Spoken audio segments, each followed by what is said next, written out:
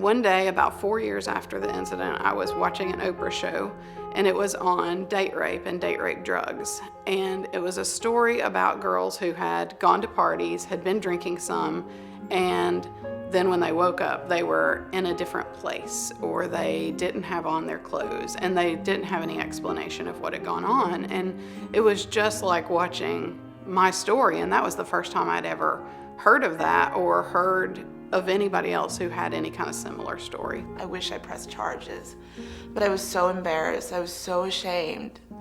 And I wish someone came up to me and said, it's not your fault. I think that it's not talked about like a crime enough. That guys and girls have to get the message that it is a crime. Just because it's not the stranger in the alley doesn't mean it's not a crime. In fact, I think it can be more damaging when it's someone that you trust.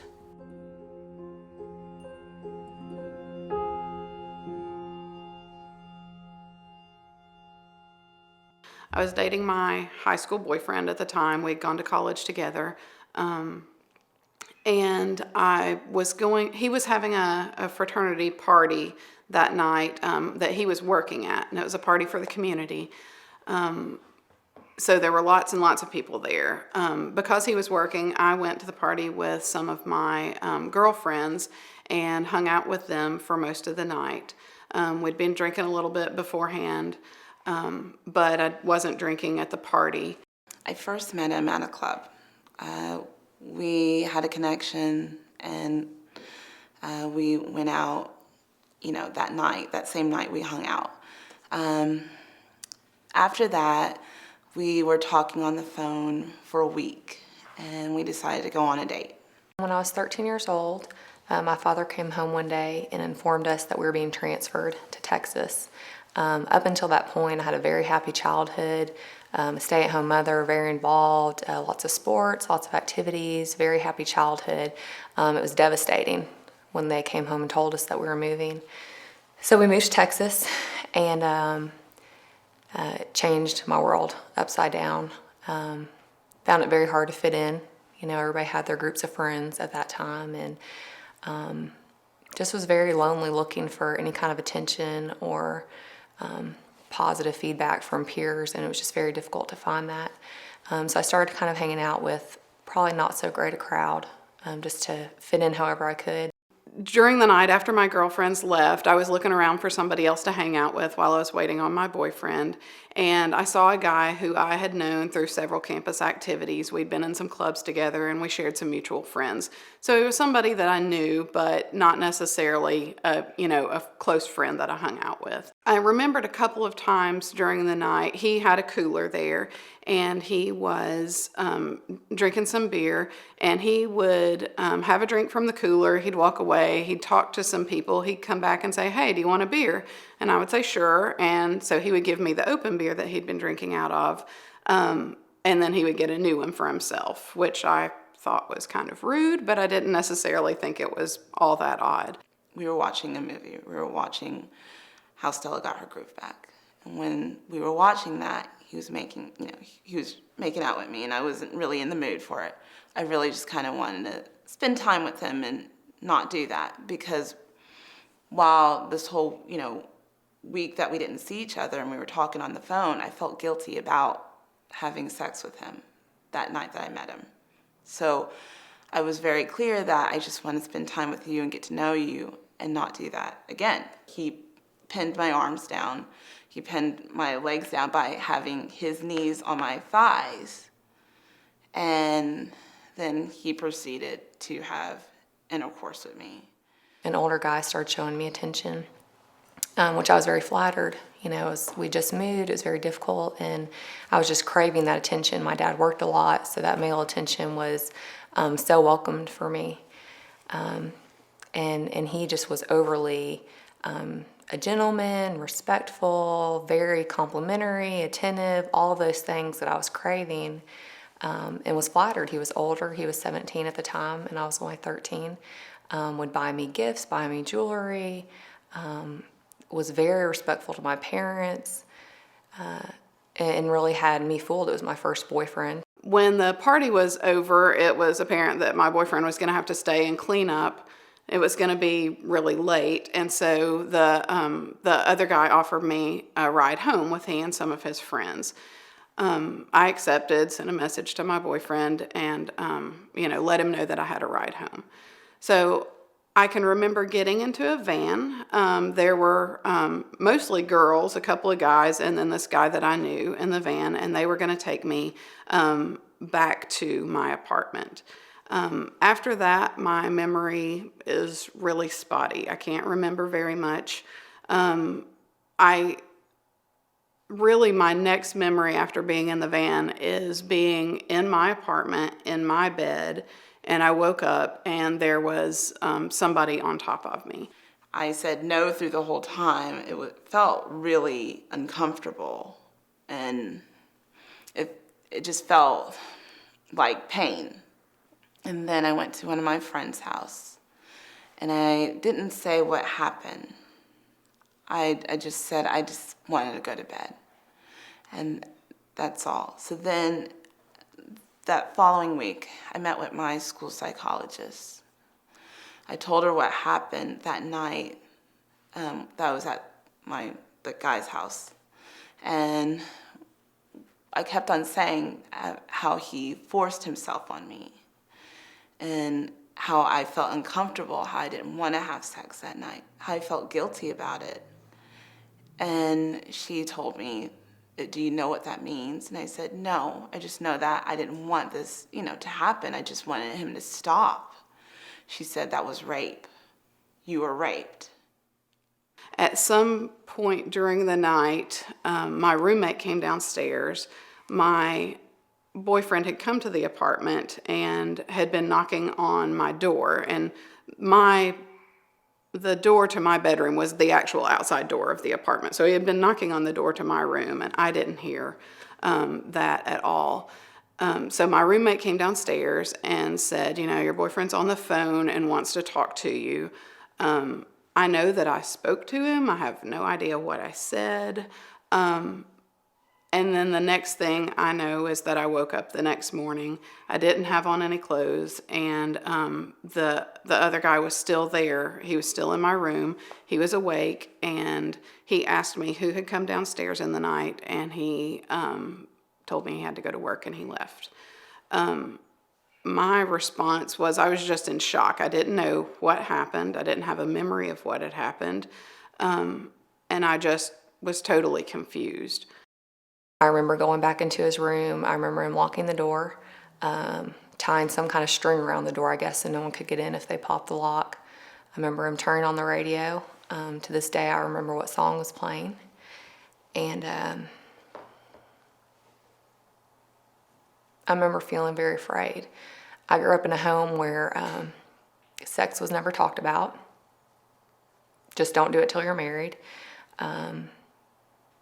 I'd never had that conversation. At this point, I hadn't even started my period yet. So I really didn't know what was going on. Before I known it, he had me laying on the bed. Didn't take my top off, just my pants. And was saying things like, I'm doing this because I love you. This is what love is. If you love me, you'll do this. And I was scared. I just remember feeling frozen and telling him that I didn't want to do this. That I was too young, that I was scared. But he continued to kind of coax me and convince me that this is what I needed to do. I just remember a lot of pain and just confusion overall. I felt guilty of what I did. I felt it was something I did, not something that he did to me. And I really hated myself. Like, sometimes I would be going down the road and I'm just like, oh, I just want to, I just wanted to almost run into another car so I could just die. I really wanted to die.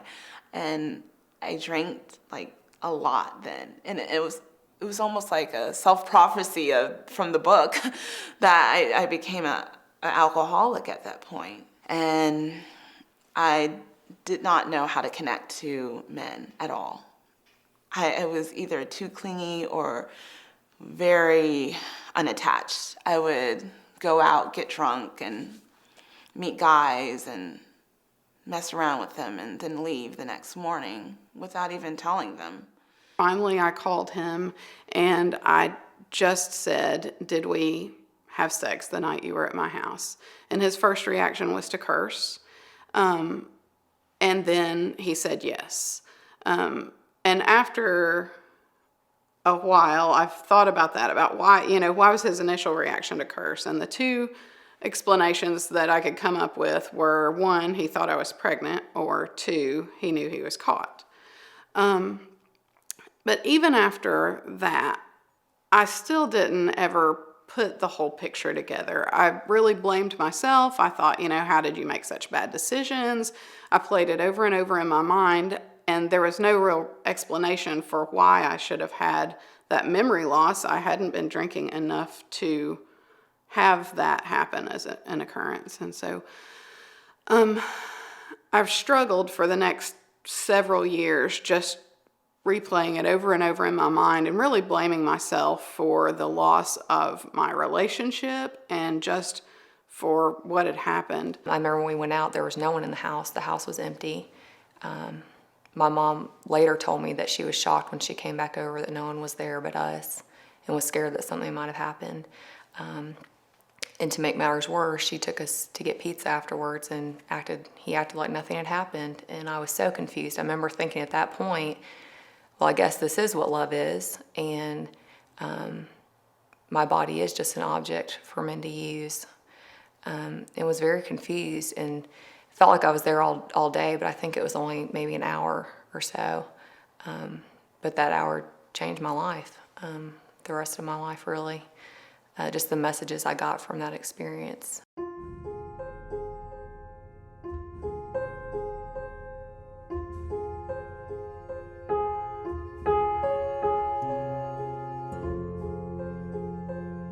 When I've always thought about rape in the past, I think about stranger rape. I think about aggressive, violent rape by somebody that you don't know. And this was very different because this was somebody I knew, and it wasn't a totally close friend, but it was somebody I trusted, and it was somebody that I trusted enough to spend time with. And so that, to me, was really disturbing and really horrifying because it was betrayal. It wasn't just some stranger, found me on the street. It was, this is somebody that I knew who, chose to hurt me. I wish I talked to someone sooner. I wish I had resources at my church school. I mean, I really wish, when I was at the church school, we had a lot of assemblies. We had worship every night, and we had, church on certain nights, like Thursday and Friday and Saturday. Those were golden opportunities for them to say, hey, this is what, to both of us, to males and females, this is what happens when a rape occurs. This is what rape is. If someone told us that, then it wouldn't be such a secret. Like, after being raped, I ran across women that were raped. Even before then, I ran across people that were raped. And it really changed the most conservative person to a person that you would never recognize. And opposite as well.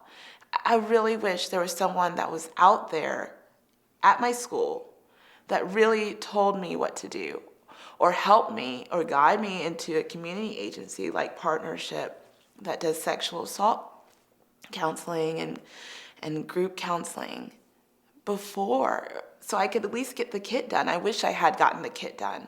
I wish I pressed charges. But I was so embarrassed. I was so ashamed. And I wish someone came up to me and said, it's not your fault. I think the hardest part for me was the fact that I really liked this guy. It was my first crush. He was very good looking, very popular. I thought I was cool dating an older guy. So being crushed, I think, in the sense that this was somebody I really liked, and trusted, and it was my first boyfriend, and I think that was kind of an added blow on top of it because somebody that I really liked, those feelings are very real for a 13-year-old, It really shattered my confidence in myself because I thought that I was able to choose safely who to hang out with. I remember going to school, and it just seemed like my whole world was different. I remember being afraid because I didn't know if I was pregnant, and I had no sex education, so hadn't even started my period. I was so confused. I didn't know to be worried about that or not. I remember trying to confide in some friends at school, and rumors got spread that I was a slut and that I was a whore and that I was acting out with these older guys, and really tarnished my reputation at that school for something that, in hindsight, I know wasn't my fault. At that point, started very self-destructive behavior. Early signs of my eating disorder started at that point. Bulimia, not starting the anorexia just quite yet, but some of the bulimia and over-exercising. Started cutting. Shortly after, I'd say within months, started cutting. Just was very ashamed of my body. Just body shame is the biggest way I could describe it. Feeling like I am just an object, and I don't care who hurts it, even if that's me. When I got counseling, I ended up being able to realize some things about me and after I was raped. And it was a good healing process. I also journaled. I started praying. I started going back to church. And I try to educate people about it, whenever I can. And I think just trying to help people in general, it helped me. What I would like to say to people who have done this or are contemplating doing this is just to pay attention to the long-term consequences in the victim's life. What might be, 5 minutes of pleasure for you can really impact somebody else's life forever. I mean, this has been 13 years now, and I don't think about it all the time. I don't think about it every day, but it does still come up in my life very regularly. And so it's very hard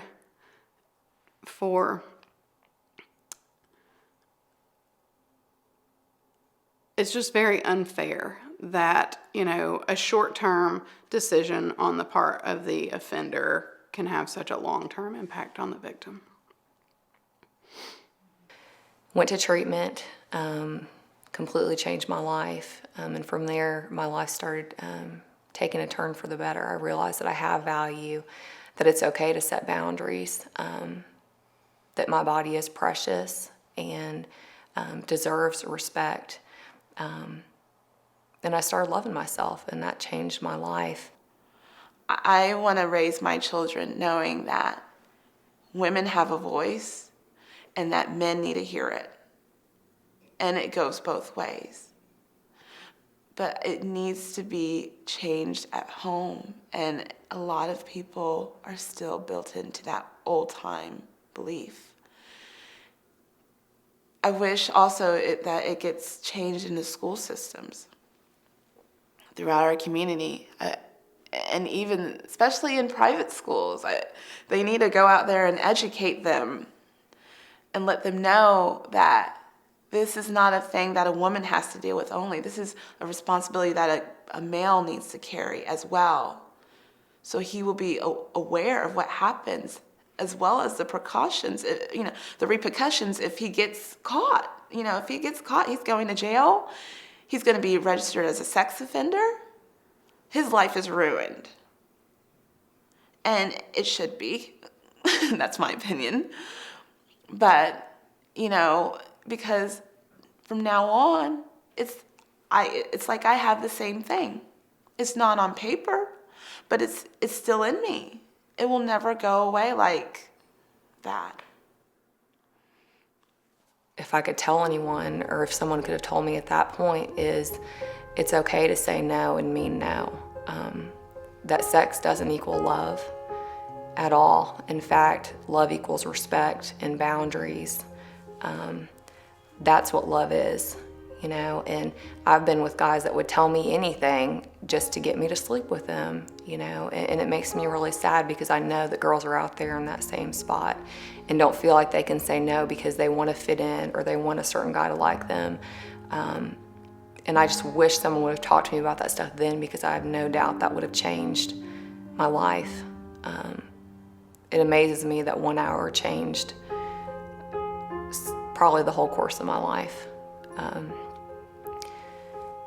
And those would probably be the main things I would tell someone. And education is so important. Parents are so scared to talk to their kids about this stuff, and they feel like if we talk about sex, my kid's gonna have sex. But if I had had the knowledge, I might have made some different choices. I didn't have the information to even make a good choice.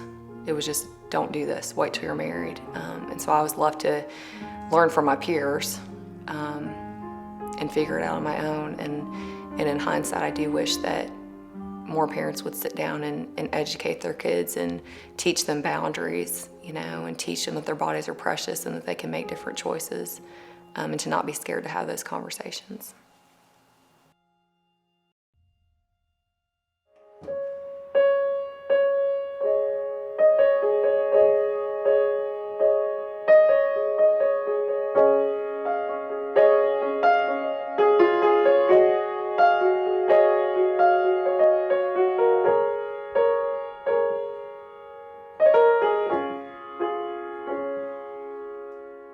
I was raised in a middle-class home in suburbia, so to speak.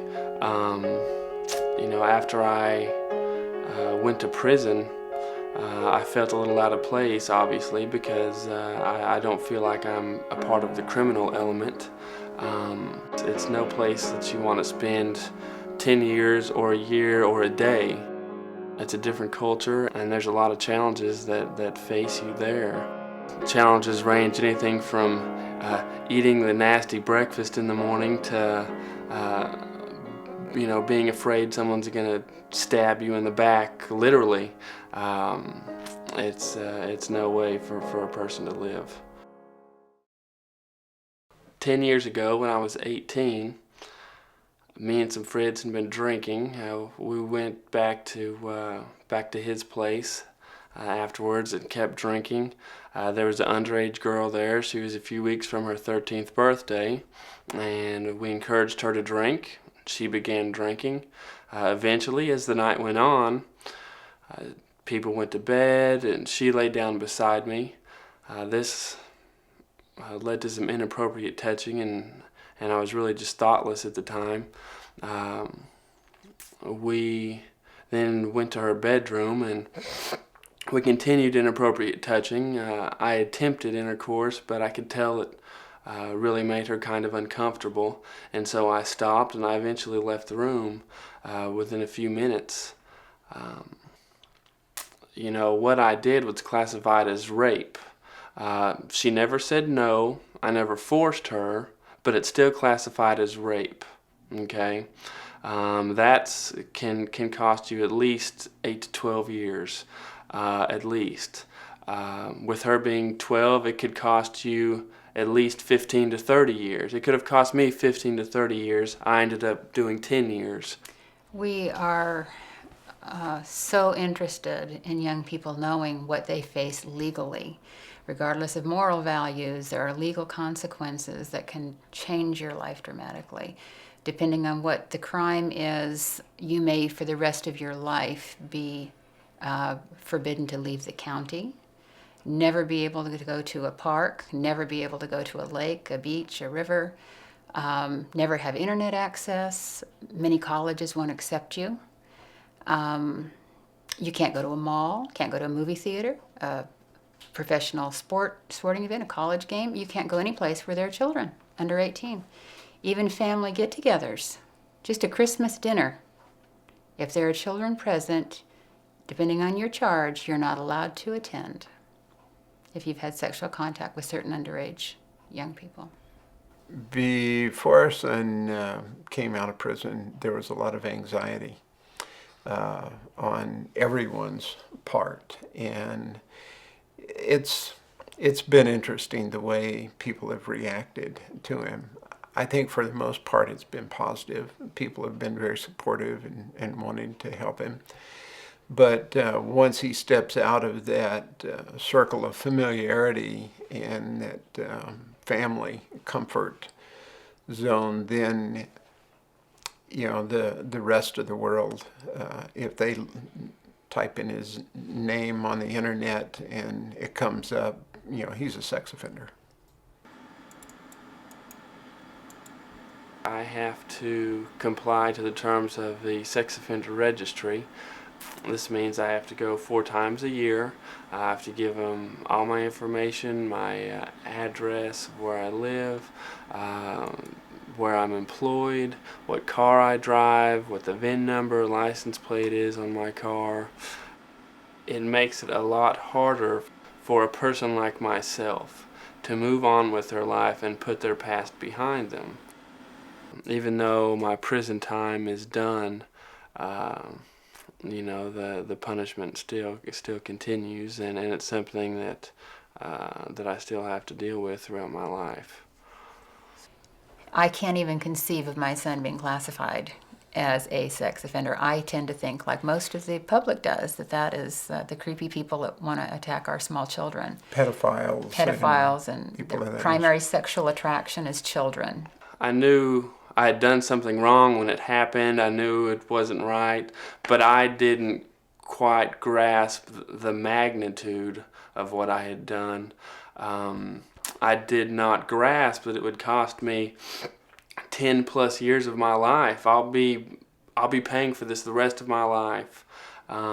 Nor did I grasp the magnitude of the consequence or the burden that my victim would have to bear, and her family would have to bear throughout all this, and she will undoubtedly continue to bear that burden. At 18 years old, I didn't grasp that. Being 29 now, and having paid a burden and paid a price myself for those few minutes, I can never fully understand, but I feel like I've come closer to understanding exactly what that's cost so many people. Life is different for us with our son at home now. We're not running to the prison every weekend to visit, so that's good. But because there are restrictions on where he can live, we all kind of agreed the best thing was for him to live here at home with us. But if he lived with us, we could never have our grandchildren visit us. They could never come into our home because, hey, you have a sex offender in your home. So we've had to cordon off part of our home, divide it off, and make kind of a little duplex, a little apartment for him. And so he has his own separate residence, but it's still, I think, awkward for him to have to kind of be living this close to mom and dad at his age. I think he'd like to be more independent and so forth. And that decision isn't because of our family, because there's a sex offender living here. It's because of the law and the way that the law is interpreted and the enforcement of that law, which is very vigilant. Things are going good for me now. I'm working 30, 35 hours and going to school 9 hours. I don't consider myself a risk to society at all, especially now that I do know the consequences for my crimes and the price that I've had to pay. Had I known the price then, I would have never done it. Now that I've actually gone through this all, I mean, it's a no-brainer. It's a no-brainer, and I'll never have a problem with this again. Never.